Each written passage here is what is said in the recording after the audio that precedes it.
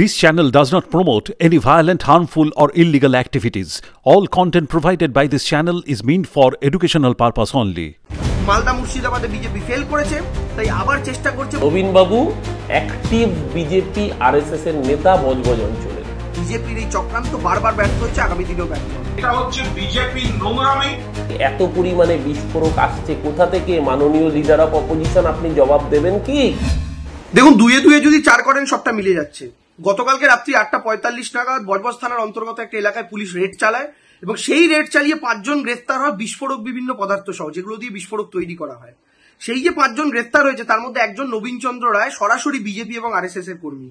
এখন আমি স্পষ্ট করে বলতে চাই, গতকালকের ঘটনা, শুভেন্দু অধিকারী কমিশনারেটে যাওয়া, সুকান্ত মজুমদারের উস্কানিমূলক বক্তব্য, তাদের মহেশতলায় যেতে চাওয়া এবং গতকাল মহেশতলার একদম পাশে বজবজ থেকে বিজেপি কর্মীর বিস্ফোরক সহ গ্রেফতার হওয়া, কে বলতে পারে বিস্ফোরকগুলো মহেশতলায় ব্যবহার করার জন্য তৈরি হচ্ছিল না? আমরা বারবার বলে আসছি এটা একটা লার্জার কনস্পিরেসির পার্ট। মালদা মুর্শিদাবাদে বিজেপি ফেল করেছে, তাই আবার চেষ্টা করছে এবং বিধানসভা নির্বাচনের আগে তারা তাদের এই চেষ্টা চালিয়ে যাবেন বলেই দেখে মনে হচ্ছে। ভারতীয় জনতা পার্টি যখন নবান্ন অভিযান করে তখন তারাও পুলিশের উপর পাথর ছোড়ে, সেই ভিডিও সমস্ত মিডিয়ার কাছে, সেই ফুটেজ আছে। তো ভারতীয় জনতা পার্টির কাছে কি মহেশতলায় ছোড়া ইট আর তাদের নবান্নে ছোড়া ইটের তফাৎ রয়েছে? ভারতীয় জনতা পার্টির কাছে কি মহেশতলায় পুলিশের রক্ত আর নবান্নে পুলিশের রক্তের পার্থক্য রয়েছে? আমাদের কাছে কিন্তু সবটাই সমান, আমাদের কাছে দুই পক্ষই গুন্ডা। কিন্তু বিজেপির কাছে কি দুই পক্ষের দুরকম পরিচয়? আমরা জানি না। একটাই আপনারা রাজনৈতিক দল হিসেবে করছেন বলে ওটাকে বীরত্ব হিসেবে দেখছেন, আরেকটাকে বাংলার লজ্জা হিসেবে দেখছেন, কারণ বিশেষভাবে কোনো একজনকে, কোনো একটা গোষ্ঠীকে টার্গেট করতে সুবিধা হচ্ছে। তাই আমরা যে ধর্মেরই হোক, যে জাতেরই হোক, যে রাজনৈতিক দলেরই হোক, গুন্ডাদের, বদমাইশদের বাংলার পুলিশ রেয়াত করেনি, করবেও না। মহেশতলা, আরো স্পেসিফিক্যালি বললে রবীন্দ্রনগর থানা অঞ্চল গতকাল থেকে উত্তাল। এই ঘটনায় যারাই দুষ্কৃতী, যারাই অপরাধী, সরকার, পুলিশ কাউকে রেয়াত করবে না। ইতিমধ্যেই 40 জনের কাছাকাছি অ্যারেস্ট করেছে পশ্চিমবঙ্গ পুলিশ। বাকি যাদের ফুটেজ চিহ্নিত করা হচ্ছে প্রত্যেকের বিরুদ্ধে দৃষ্টান্তমূলক ব্যবস্থা গৃহীত হবে। ইন্টারেস্টিংলি এর মধ্যেই গ্রেপ্তার হলেন একজন এমন মানুষ যার পরিচয় শুনলে আপনারই হয়তো চক্ষু চরক গাছ হবে। ভদ্রলোকের নাম নবীন চন্দ্র রায়।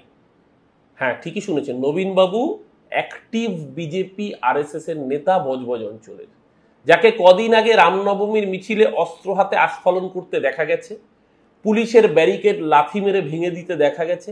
সেই বিজেপি নেতার হাতে এত পরিমাণে বিস্ফোরক আসছে কোথা থেকে? মাননীয় লিডার অফ অপোজিশন, আপনি জবাব দেবেন কি? বিধানসভায় দাঁড়িয়ে বড় বড় ডায়লগ, গরম গরম ডায়লগ দিচ্ছেন, মহেশতলাকে উস্কানি দেওয়ার ডায়লগ দিচ্ছেন, রাজনীতির আগুনে রুটি শেখার চেষ্টা করছেন। কিন্তু আপনাদের এই মোডাস অপারেন্ডি তো নতুন নয়। আগুন লাগলে সেখানে জল ঢালতে হয়, পেট্রোল নয়। এই আগুনে রুটি শেখবার চেষ্টা করছেন, হাত কিন্তু সকলেরই পূর্বে। দাঙ্গার আগুন কাউকেই রেয়াত করে না। তাই সতর্ক থাকুন। পশ্চিমবাংলার মানুষ সংযত আছে, সতর্ক আছে। যে কোনো রকমের এই ধরনের অপচেষ্টা বাংলার মানুষই আগামী দিন রুখে দেবে।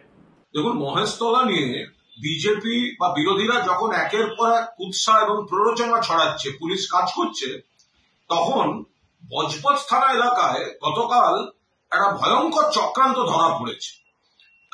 মোটর বাইক, 2 হুইলার সব বাজেয়াপ্ত হয়েছে। ধরা পড়েছে এমন কিছু দুষ্কৃতী যারা বিস্ফোরক নিয়ে ঘুরছিল। যারা অ্যারেস্ট হয়েছে 5 জন, তার মধ্যে একজন নবীন চন্দ্র রায়, তো বিজেপি আরএসএস এর ঘোষিত কর্মী। যেখানে গিয়ে শুভেন্দুবাবু, সুকান্তবাবুরা গিয়ে প্ররোচনা দিয়ে, হাইপ তুলে নিজেরা গিয়ে একটা গন্ডগোল ওই মহেশতলাকে কেন্দ্র করে যেগুলো প্ররোচনা দিচ্ছেন, এবার দেখা যাচ্ছে যে বিজেপির লোকেরা ওখানে বিস্ফোরক নিয়ে, পুলিশ ওটা ইন্টারসেপ্ট করেছে। পুলিশ গোপন সূত্রে খবর পেয়ে ধরেছে নবীন রায় কে, শুধু বিজেপির লোকজন। ফলে এই গন্ডগোলটা বিজেপি তৈরি করে একটা ইস্যু তৈরি করতে চাইছে, ওদের মুখোশ খুলে যাচ্ছে। এবং মহেশতলা থেকে যা খবর আসছে, ওই জায়গাটা নিয়ে গন্ডগোল, এলাকার মানুষ যা বলে দিচ্ছে, ওখানে ফলওয়ালারা বসতো, কয়েকজন ফলওয়ালা বসতো বাজারের সামনে। সবাই জানেন এই ঈদের ছুটিতে বোধহয় ফলওয়ালারা চলে গেছিল, ছুটিতে গেছিল। তার মধ্যে কনস্ট্রাকশন করে দিয়েছে, ফলওয়ালারা এসে দেখছে কনস্ট্রাকশন, এবং ওরা জেনে শুনে করেছে। এবার বলছে তুলসী মঞ্চ কেন তুলে দেওয়ার চেষ্টা হয়েছে, রটিয়ে দিয়েছে উত্তেজিত করার জন্য।